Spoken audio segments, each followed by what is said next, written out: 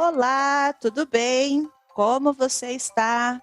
Seja bem-vindo ao seu podcast 100% em português, chegando para desejar uma ótima semana. Eu sou a professora Juliana. Nós somos o podcast Falar Português Brasileiro. Você fez as atividades que enviei para o seu e-mail no decorrer da semana? Verifique a sua caixa de mensagem, o seu lixo eletrônico, a caixa de promoções e coloque o meu e-mail na caixa principal. Todos os dias um pouquinho de português. Assim, você melhorará o seu conhecimento em português, desenvolverá a audição, ampliará o vocabulário e praticará a escrita. Estar em contato diário com o idioma faz toda a diferença no processo de aprendizagem. É por isso que vamos fazer a imersão de 30 dias em português.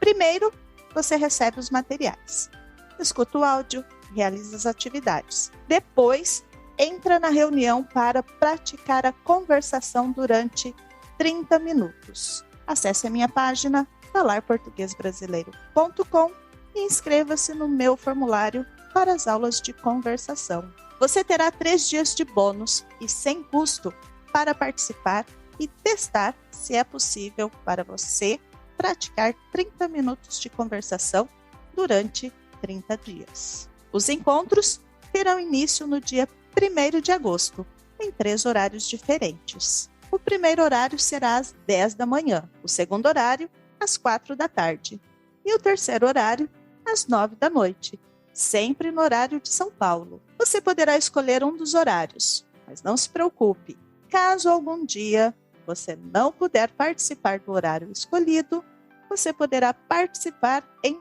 outro horário no mesmo dia. Horário flexível para atender à sua necessidade. Quer vir para o Brasil sem sair de casa? Faça a imersão de 30 dias em português. Para quem são essas aulas? Para você que entende um pouquinho, fala um pouquinho e que quer melhorar a sua conversação. Para você que fala bem, quer praticar e destravar o português. Para você que fará o exame CELP-BRAS e quer falar com mais fluidez. Todos os encontros terão materiais para estudos antecipados. Os materiais têm exercícios de gramática, vocabulário e interpretação de texto. Inscreva-se para a imersão de 30 dias em português. Acesse a minha página falarportuguesbrasileiro.com, preencha o formulário para receber os materiais e iniciar a sua imersão.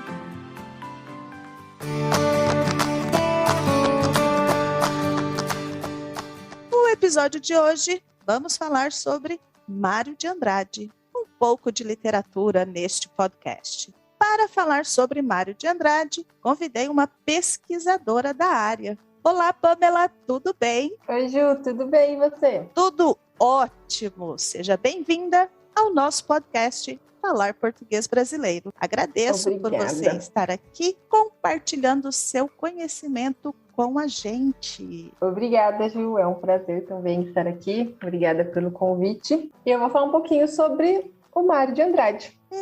Pamela, o podcast é todo seu. Fique à vontade para falar tudo que precisamos saber sobre o Mário. Tá bom, obrigada.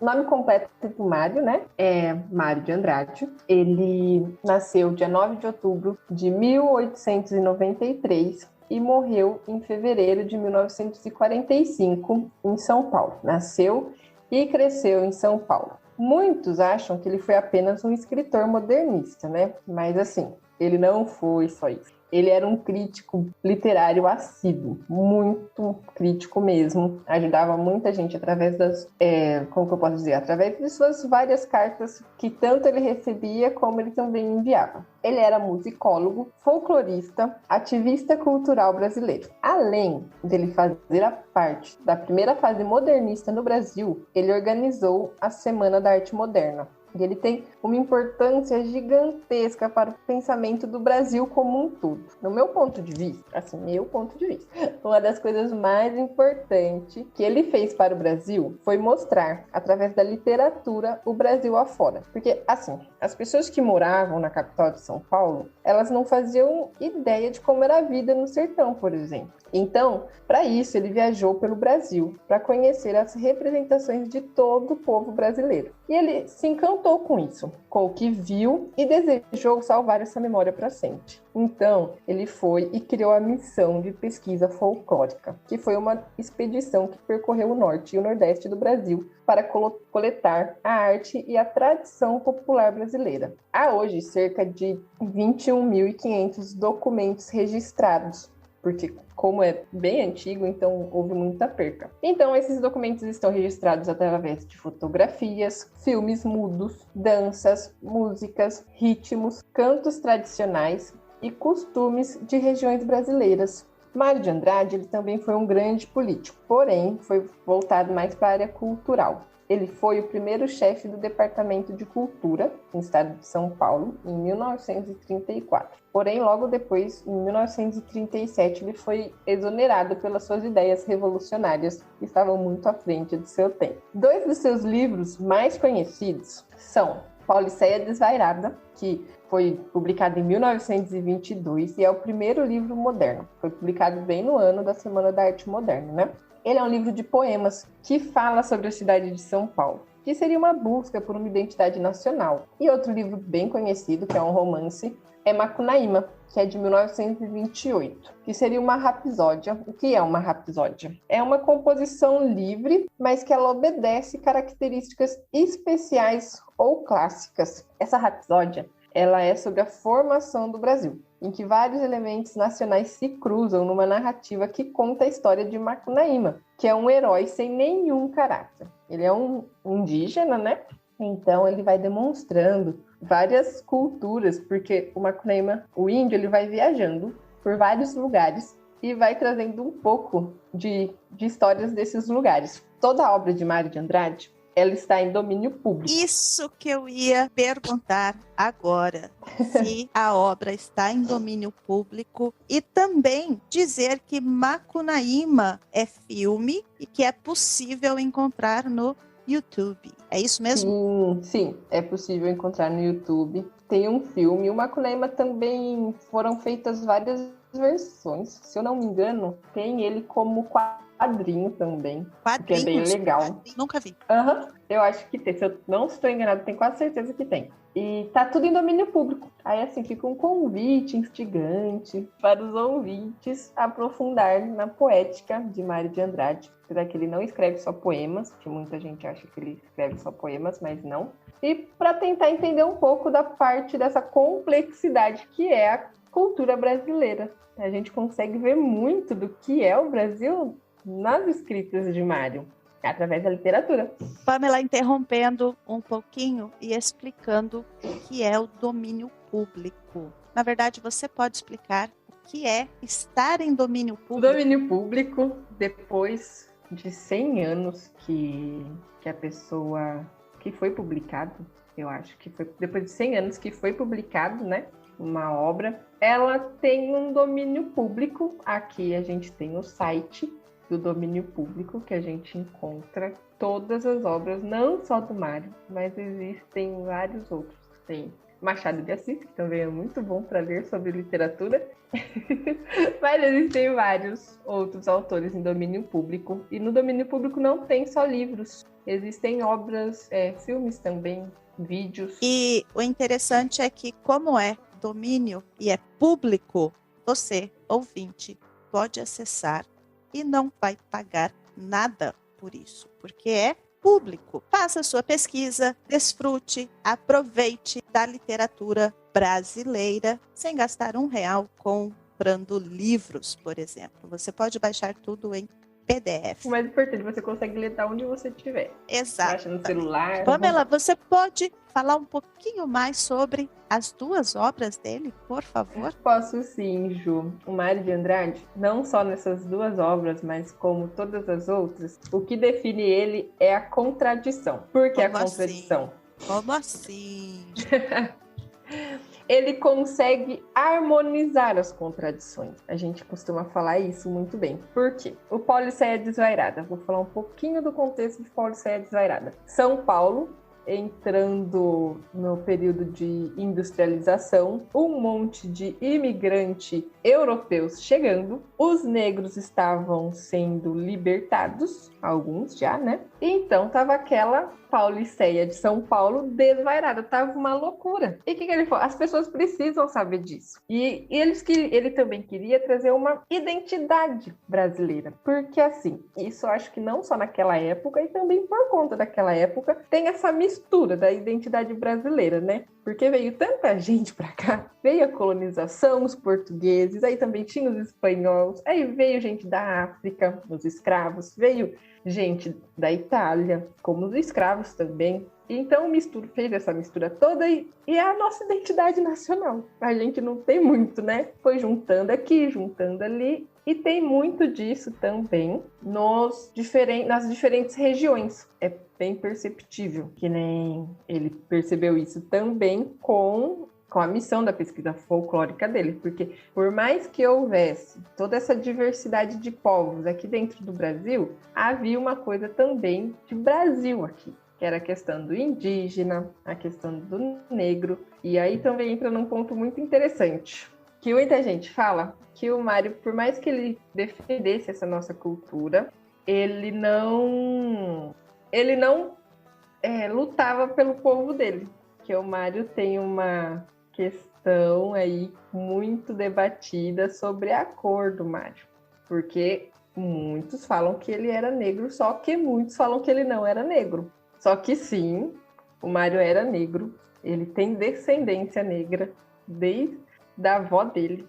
O avô dele era branco, mas a avó era uma lavadeira. A mãe virou negra e se relacionou com um negro, com um escravo na época, que o pai dela acolheu no escritório. Acolheu não, né? Pôs para trabalhar no escritório, ela se apaixonou e aí nasceu o Mário. Só que ele fala sobre isso, ele não luta isso abertamente. Para você ter essa noção de que ele, sim, defendia, lutava pela sua raça, pela sua cor, só que não abertamente. E isso tá na bibliografia dele inteira, para você ter essa percepção, não é lendo um texto ou outro. E também que muita gente não entendia era a ironia, eu fiz tudo isso para chegar na ironia de Pauliceia Desvairada e Macunaíma, porque o tom, quando também falei de contradição, é esse tom irônico que ele traz para todos os textos dele. Essa questão dele lutar pelo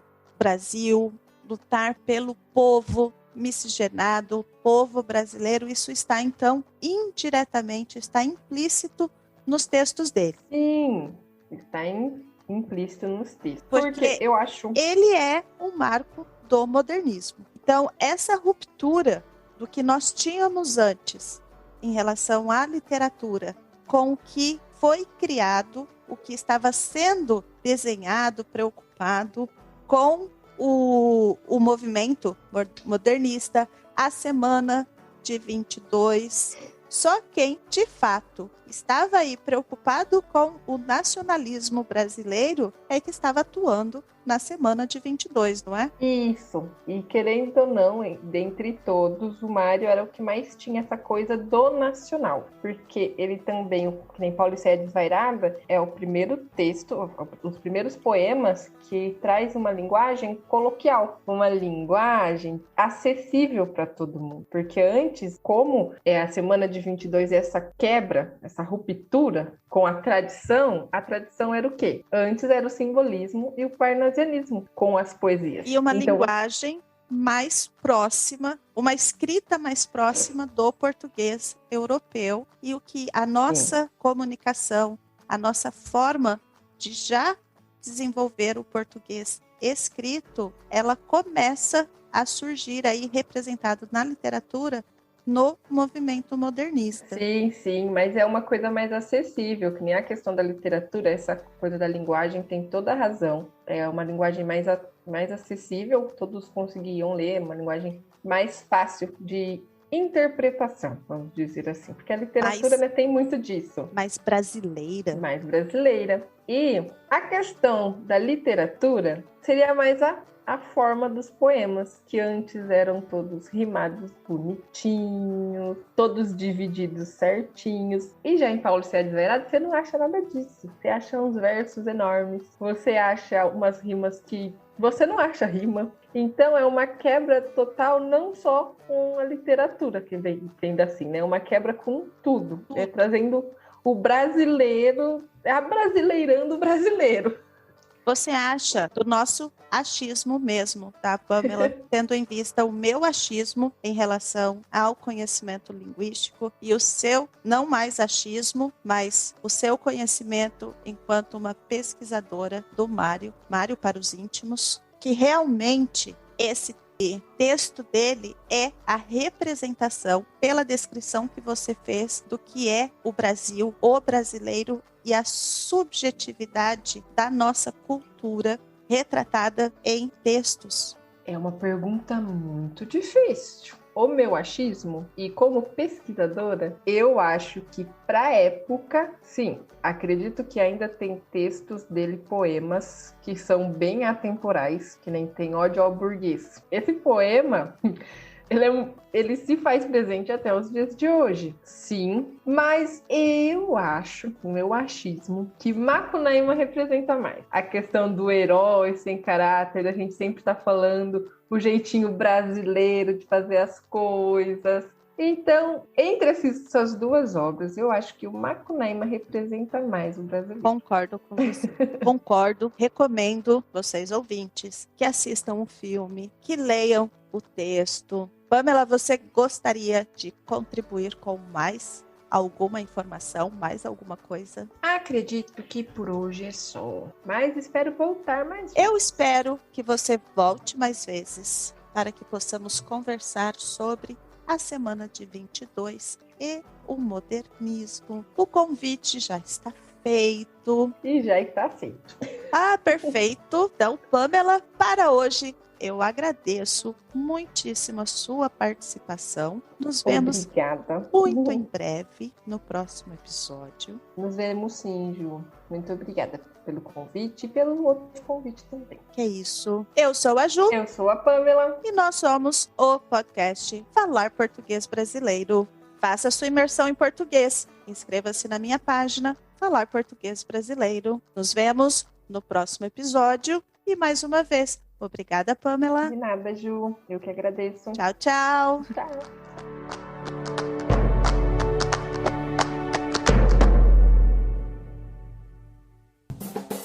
Este podcast foi editado por Rabon Produções e Multimídia.